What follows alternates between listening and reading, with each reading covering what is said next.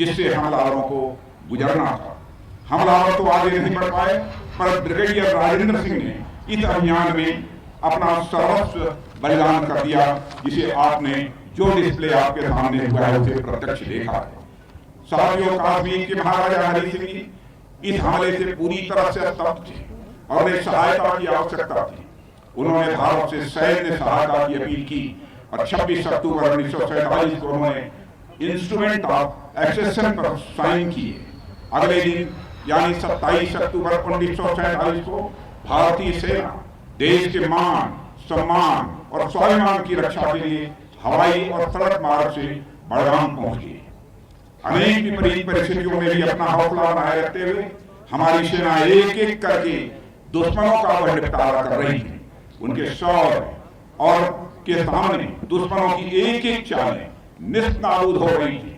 इस दौरान हमारी सेना के अनेक जाबाज अधिकारी और सिपाहियों ने हंसते हंसते अपने प्राणों की आहुति दे दी। कर्नल दिवान रंजीत राय जैसे अफसर, जो एक सिख बटालियन का नेतृत्व कर रहे थे, ने बारामूला और पट्टन शहरों को बचाने के क्रम में अपना जीवन बलिदान कर दिया। दूसरी ओर पाकिस्तानी हमलावर श्रीनगर की वायुसेना की पट्टी की ओर तेजी से बढ़ रहे थे। उन हमलावरों को 4 कुमाऊं रेजिमेंट के मेजर सोमनाथ शर्मा के नेतृत्व वाली एक कंपनी ने रोका। मेजर शर्मा के हाथ में प्लास्टर बना हुआ था। वह चाहते थे उसकी जिम्मेदारी किसी और को दे सकते थे, लेकिन जो पहले ही तन मन से भारत माता की सेवा में समर्पित हो गया हो, उसके सामने ये सब परेशानियां भला क्या मायने रखेंगी। अपना एक हाथ जख्मी होने के बावजूद वह अपनी पूरी टीम का हौसला बढ़ा रहे थे। अपने बंदूक की अंतिम गोली और अंतिम सांस तक वह दुश्मनों का मुकाबला करते रहे और अंततः वे श्रीनगर एयरफील्ड को बचाने में सफल रहे। साथियों, मेजर शर्मा ने इस अभियान में अपना सब कुछ कुर्बान कर दिया, पर उनकी स्मृति आज भी न केवल हमारी सेनाओं बल्कि देश के नौजवानों में देशभक्ति का ज्वार भर देती है। भारत के प्रथम परमवीर चक्र विजेता मेजर शर्मा सदैव हमारे लिए प्रेरणा स्रोत बने रहेंगे और हम उनके प्रति सदैव कृतज्ञ रहेंगे। आज हो रहे शौर्य दिवस जैसे कार्यक्रम इस बात की पुष्टि करते हैं। यहाँ मैं भारतीय राजनीति के शिखर पुरुष और उड़ीसा के पूर्व मुख्यमंत्री श्री बीजू पटनायक का भी स्मरण करना चाहूंगा, उनको भी नमन करूंगा। वे राजनीतिज्ञ होने के साथ साथ एक कुशल पायलट थे और इस युद्ध में हमारी सेनाओं के मूवमेंट में उन्होंने अपना महत्वपूर्ण योगदान दिया है। घुसपैठियों को खदेड़ने में जो टिकट टुकड़ी आई थी, उसकी बहुत ही महत्वपूर्ण भूमिका रही थी।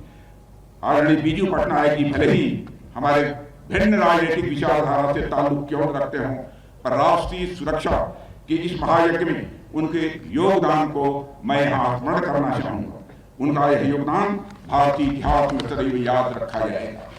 साथियों, इस युद्ध में भारतीय सेना ने कश्मीरी भाइयों बहनों और सुरक्षा बलों के सहयोग से ऐसा ऐतिहासिक काम किया कि उसकी जितनी भी सराहना की जाए वह कम है।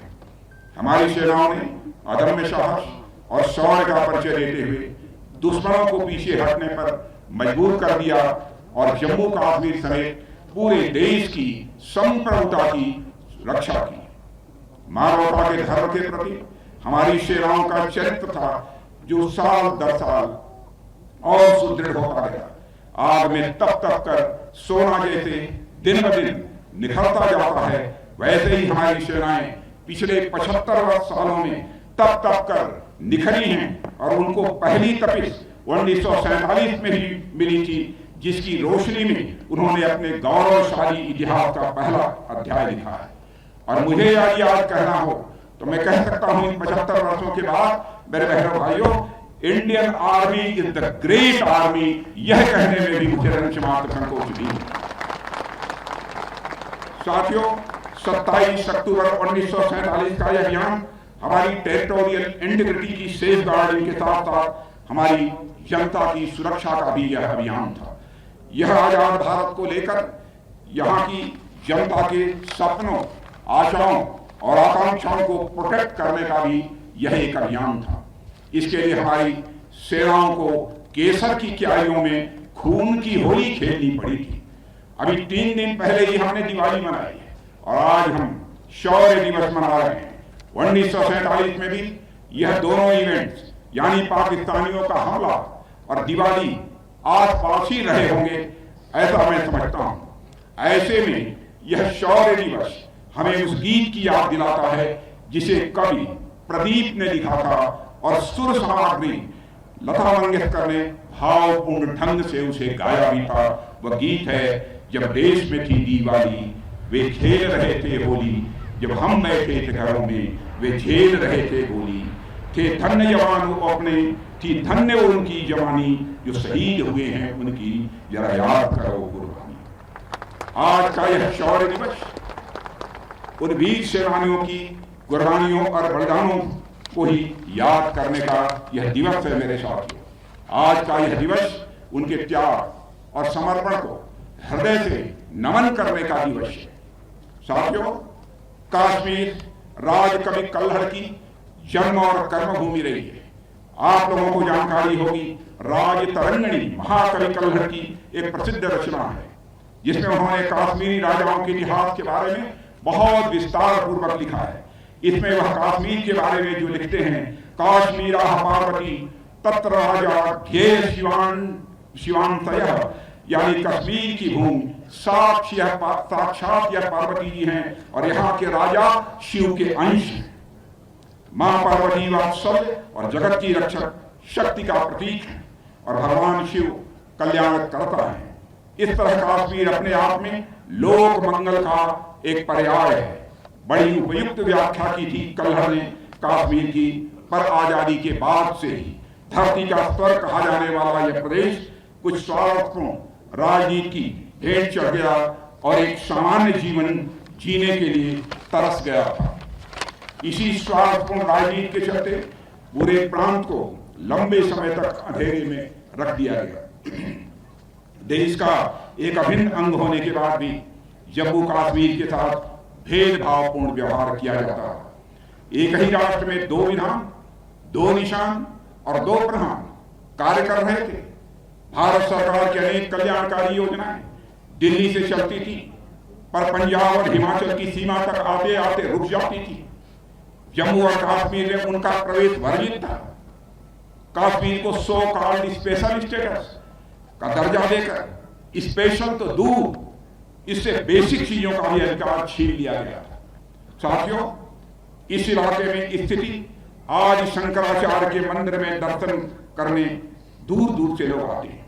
यदि आदि शंकराचार्य जी संपूर्ण भारत को सांस्कृतिक एकता के सूत्र में पिरोने वाले यह महापुरुष थे, वह राष्ट्र की एकता के प्रतीक थे। यहाँ पर उनके नाम पर मंदिर होना भी राष्ट्र की सांस्कृतिक एकता का एक बड़ा प्रतीक है। पर विडंबना देखिए, जहां पर भारत की एकता के सूत्र में पिरोने वाले आज शंकराचार्य के नाम पर मंदिर स्थित है, उस इलाके को ही बाकी भारत से भिन्न देखा और समझा जाने लगा। साथियों, इस स्थिति का फायदा आतंक के व्यापारियों ने खूब उठाया। कश्मीरियत के नाम पर आतंकवाद का जो तांडव इस प्रदेश ने देखा है, उसका कोई वर्णन नहीं किया जा सकता है। अनगणित जाने गई, अनगणित घर उजड़ गए, धर्म के नाम पर कितना खून बहाया गया उसका कोई हिसाब नहीं। आतंकवाद को प्रायः कई लोगों ने मजहब से जोड़ने की कोशिश की, पर क्या आतंकवाद के शिकार एक मजहब तक ही सीमित रहे? आतंकी कुकृत्य क्या यह देखकर किया जाता है कि सामने हिंदू है या कोई मुसलमान? आतंकी तो बस हिंदुस्तान को टारगेट करके अपने मंसूबों को अंजाम देना जानते हैं। इसलिए आतंकवाद से कोई भी प्रभावित होता है तो मजहब और पंथ कोई भी हो, वह पहले हिंदुस्तानी होता है और उससे भी पहले वह एक इंसान होता है। और इंसान के मूलभूत अधिकारों का हनन किसी भी सूरत में एक आदर्श समाज के लिए मेरे बहनों भाइयों यह एक्सेप्टेबल नहीं है। साथियों, मानवाधिकारों की जहां तक बात है, पिछले कुछ वर्षों में कश्मीर के संदर्भ में एक दुर्भाग्यपूर्ण स्थिति देखने को मिली है। इस इलाके में जनता की सुरक्षा